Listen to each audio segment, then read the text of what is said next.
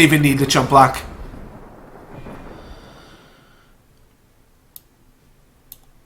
Okay. Hopefully we can just hit our 5th land for the Cobalt Monument. We've got a lot of other flyers here. Against a Rakano deck, it looks like our mana is perfect.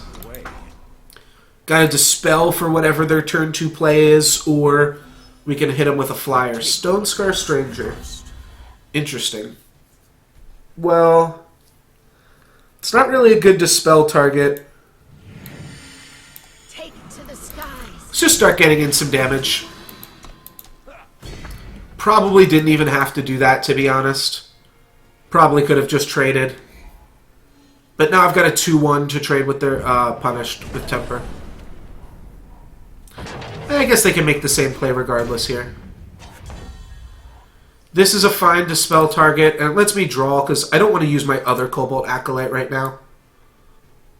I've got no other play this turn. Huh. Let's do that then.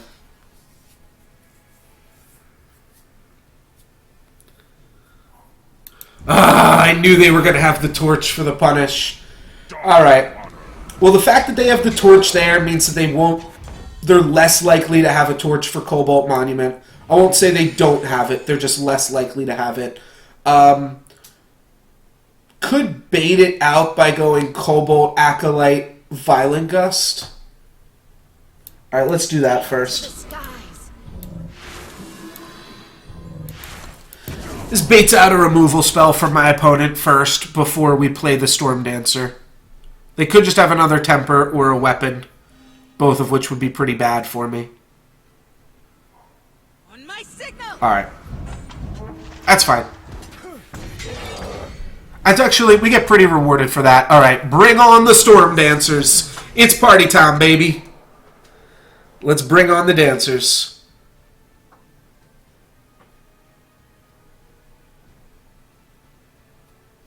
I want to have a crazy party in the air this game. Like, if they don't have any good attacks or any plays here, then we just get to hit them for 5 and play another Storm Dancer if we draw a land. At the very least, we get to hit them for 4. It'll put them down to 19. That means we got them on a 3-turn clock with... Wait, what if we can hit them for 5? We put them down to 18, and then we can swing for 9 plus 9. So a Sigil's actually really good to draw right here. Alright, Iron Sword on the Silenced guy. Alright, well that's a pretty crazy draw too. Sure. It's a party, baby. It's a party.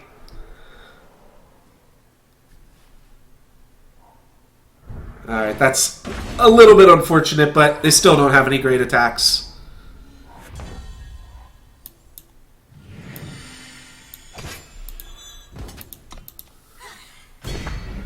Put him down to 14. 14 is 9 plus 5.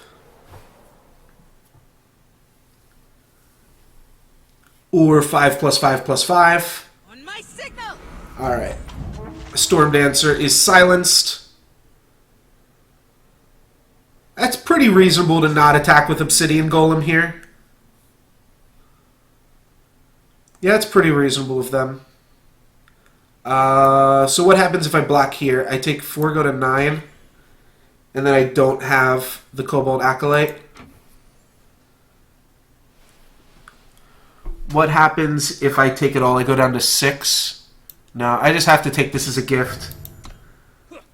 This Storm Dancer is now going to have to stay back to block the Obsidian Monument. Well, let's see. If I attack with this, I put them down to 9, which that's what I was saying. This 14 is 9 plus... yeah, 14... Oh, it's not 9 plus...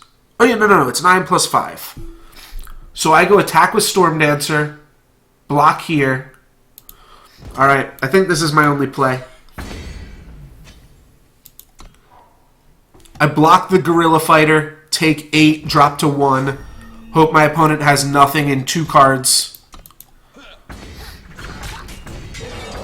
And then I can attack back in the air for lethal. I think this is my best play. Got it, baby. No Lux given. Let's do it. That was a close game. That's Draft Master. That was a good game to get Draft Master with. First time I've ever done it. Let's see where that puts me. Do I just retire here, go out on a high note, end the stream? If I'm top 100, I don't know. That's looking pretty good. Where do I get to see? 72. Well, you know what? It wouldn't be fair if I just ended it here. At one point, we've all seen it. Take the screenshot. No Lux given. Wait. Oh, maybe I'm reading it wrong. Draft. Yes. Okay. We've all seen it.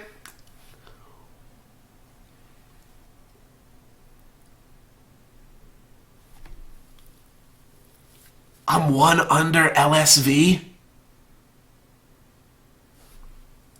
I'm 1 under LSV. I think I gotta go for it then. If I can just be better at LSV than his own game, I mean, what more can I ask for? I'm sure all he would have to do is play a little bit more to beat me. But I gotta go for it.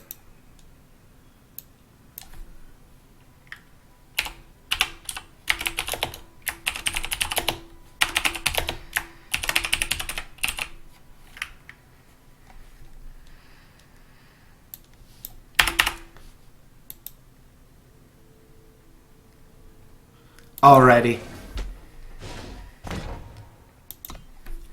Let's do it up.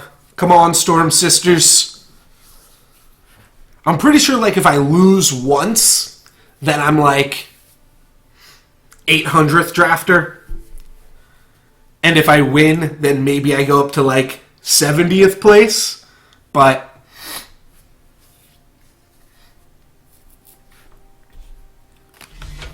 I'd like to give it a shot here.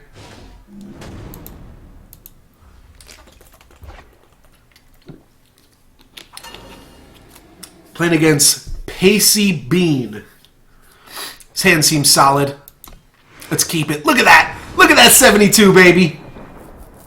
We've done it. Time quickens. His hand's actually pretty solid. Dune Phantom's going to stop anything my opponent can do. And then we get to go Serpent Trainer into Frostkin, which is pretty sweet. I'm going to attack this turn with the Initiate, but I'm not going to attack next turn into a potential Lightning Strike. Alright, that's a Gruon. Let's run this out there. Initiate on the play is pretty sweet, too. Means I've played a 4-drop and my opponent is just now hitting their 3rd mana. Alright, it's a frog. Unlucky.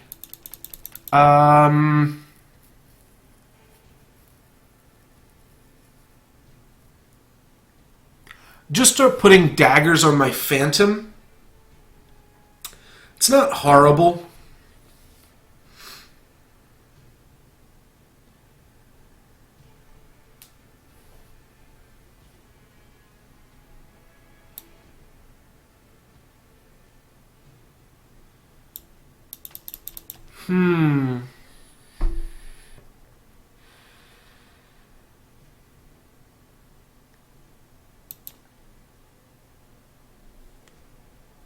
Now that I'm 72nd, I really want that. I really want that number one. Number one drafter of Soulforge and Eternal in all the world.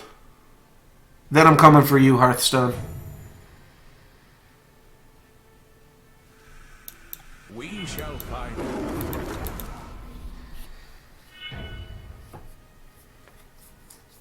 It looks like my opponent's like mana screwed or something because they don't have much going on, but in reality, we just had an aggressive hand. It's not really that they don't have mana, we just have an abundance of it.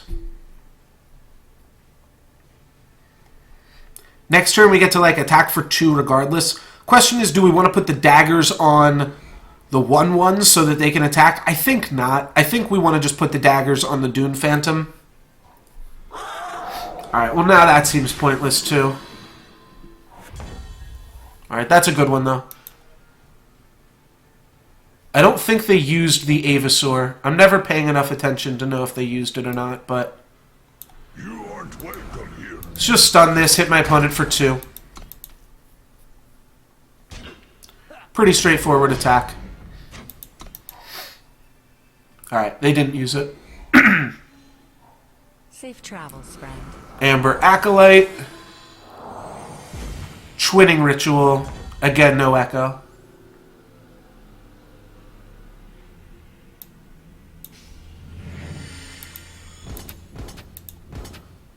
Can let my opponent double block and trade for Stormlinks here. Oh, they could also double block and trade for Frostkin. I don't want that. They can trade for Stormlinks, though. I don't care about that.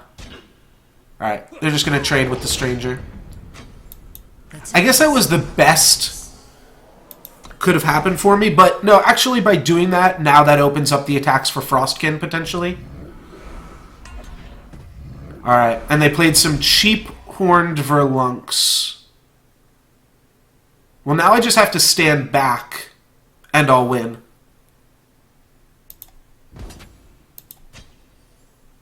What is 12? 12 is divisible by 11 and 2. So 4 means it's going to take me... It's going to take me 6 hits. 5 means it's going to take me 4 hits. 6 means it's still going to take me 4 hits. So I guess 5 is the best.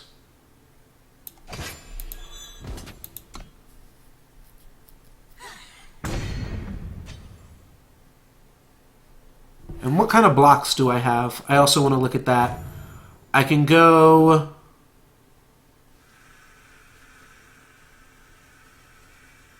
double blocks on this, lose my Frostkin, single block here, take 3 for this turn. Then next turn I'll be able to triple block that.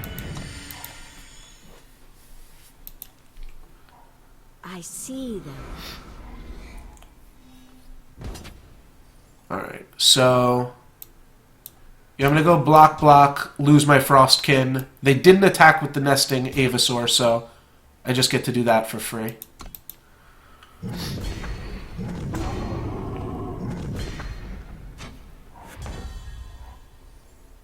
Give a unit flying doesn't look like it's going to do much for us here, considering they could just double block a Stormlinks with an Ornamental Dagger on it. So let's get in for 5.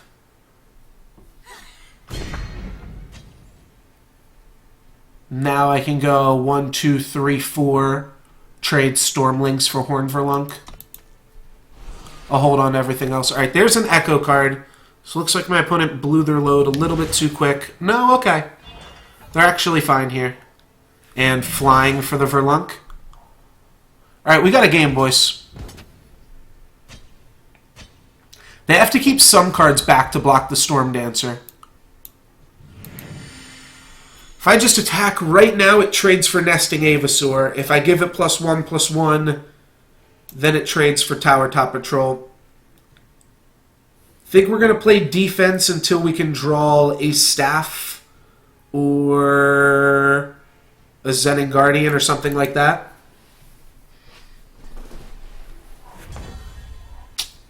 Ask and you shall receive.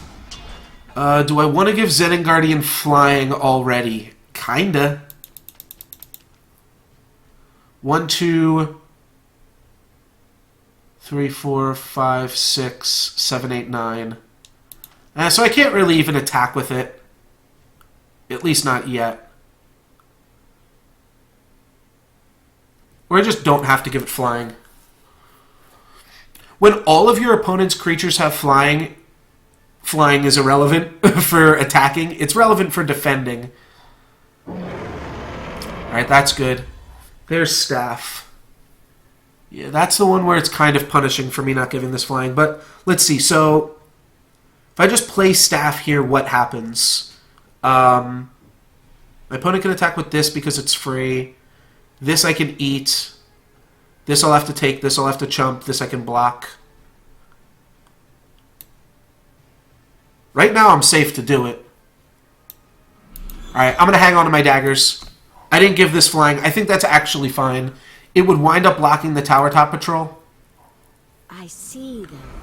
I'm going to have to give it flying now. Oh, wow. Teleport's insane. Okay. Let's go ahead and give this flying just so that we don't take too much damage here. Take it to the skies. And this is what we're going to want to give flying eventually anyways. So I think we win this, or we draw our whole deck and lose. But we've got Fracturing Gust in the deck too. I'm going to hang on one more turn so I can ultimate this and have teleport back up.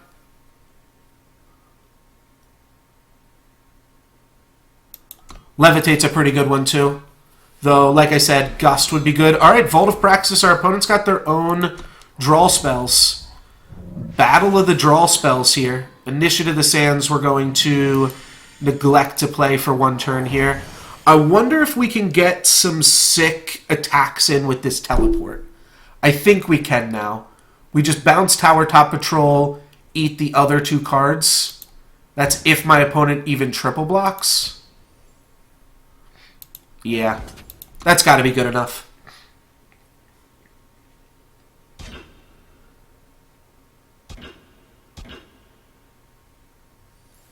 Okay, so now I can bounce Tower Top and eat the other two for free.